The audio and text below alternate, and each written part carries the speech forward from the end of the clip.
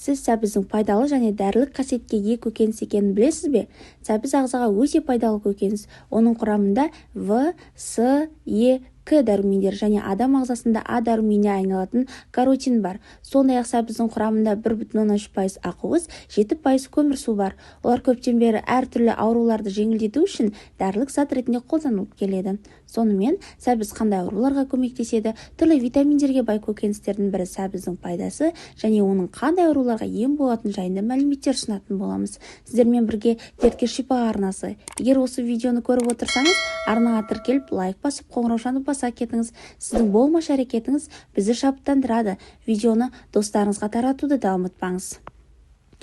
Асқазан ішек жолдарының патологиясында сәбіз шырыны өт бөліну және шығару процестерін жақсартады. Бұл көкөніс өт қабында тас байлану ауруларынан зардап шегетін адамдардың мәзірінде міндетті түрде болуы керек. Сәбізді емдік мақсатта шикілі немесе шырын ретінде пайдаланылады. Сәбіз шырыны және үгітілген сәбіз ағзаны қалыпқа келтіруге әсер етеді. Олар қанды тазартып, улы және зиянды заттарды ағзадан жояды. Зат алмасуды қалыпқа келтіріп, ішкі ағзалардың белсенділігін арттырады. Авитаминоз және анемия кезінде сәбіз жиі тұтыну да пайдалы. Сәбіз шырыны бүйрек және бауыр жұмысы бұзылған жағдайда пайдалы болып табылады.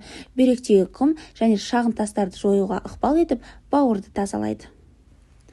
Сонымен қатар көз денсаулығы. Сәбіздің ең белгілі пайдасы көз денсаулығына қосқан үлесі. Жасқа байланысты пайда болған макулярлы дегенерацияның алдын алуды маңызды рөл атқарады.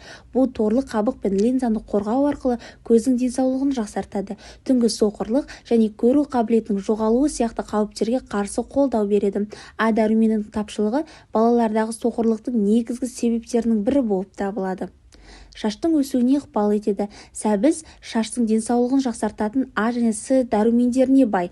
Калий және антиоксидтер бар. Сәбізді тұтыну шаштың әдеміленуіне үлкен әсер етеді. Сонымен қатар тері денсаулығы. Сәбіздің терге пайдасы оның бета-каротин қасиеттеріне байланысты. Бета-каротин теріні күн сәулесінен қорғайды. Безеу, экзема және бөртпе секілді тері ауруларының емдеуде үлкен көмекші рөл атқарады. Құрамындағы каротиннің арқасында терідегі жаралар мен дақты емдеуге көмегі зор. Ми денсаулығы. Сәбізде кездесетін кейбір заттар мидың денсаулығын сақтау үшін маңызды. Сәбіз есте сақтау қабілетін жақсартады. Жүрек денсаулығы. Жүрек тамыр аурулары және гипертонияға қарсы қорғаушы бір рөл атқаратын сәбіз холестеринді төмендетуде өте тиімді болып табылады. Сәбіздегі калий ағзадағы артық натрийден арылуға көмектеседі. Ас қорыту жүйесі. Сәбіз талшықты құрылымы мен ішектегі пайдалы бактерияларды қоректендіреді. Сәбіз талшық пен каротинге бай көкөніс ретінде ас қорыту денсаулығы үшін маңызды. Ішек қатерлі ісігінен қорғайтын талшықтары ішектің тұрақты жұмысын қамтамасыз ету арқылы ішек денсаулығын жақсартады.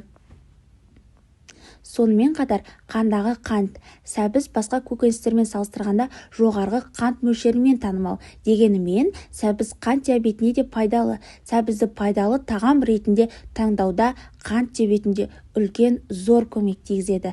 Тіпті шикі немесе аз пісірілген сәбіз көп пісірілген сәбізге қарағанда пайдалырақ. Салмақты бақылау.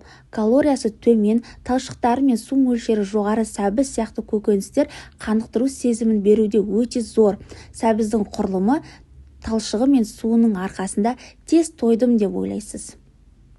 Сонымен қатар қабыну, әсіресе альцгеймер, артрит және жүрек денсаулығына байланысты созылмалы ауруларда қабынумен күрес маңызды болып табылады. Бұл жерде де сәбіздің берер пайдасы өте зор. Осыншалықты сұрақтарды қоя отырып, сәбізді қаншалықты күніне қанша рет тұтынуға болады деген сұрақ келеді. Әрине, күніне бір немесе екі орташа сәбізді тұтыну жеткілікті және пайдалы. Сәбізді пісіргіңіз келсе, қуыру немесе қайнатудың орнына бумен пісіруді таңдаңыз. Осылайша витаминдер мен минералдарды көбірек сақтайсыз. Сәбізді тұтынудың ең пайдалы жолы шикілеу жеу немесе бумен пісіру. Ауырып ем іздегенше ауырмайтын жол іздейік, достар. Видеоны жақындарыңызбен және достарыңызбен бөлісіңіз. Келесі видеода кездескенше сау саламатта болайық. Ауырмаңыздар. Дендеріңіз сау болсын.